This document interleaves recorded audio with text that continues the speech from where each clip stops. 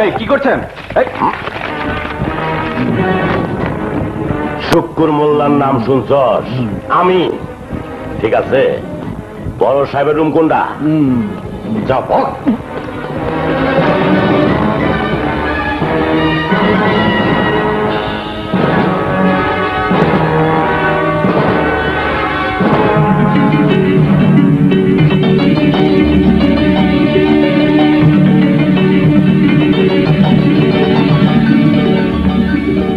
Sir, আপনি কি করলেন?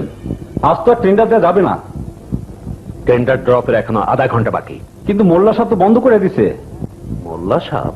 হ্যাঁ, ওই যে উনি শুক্কুর মোল্লা।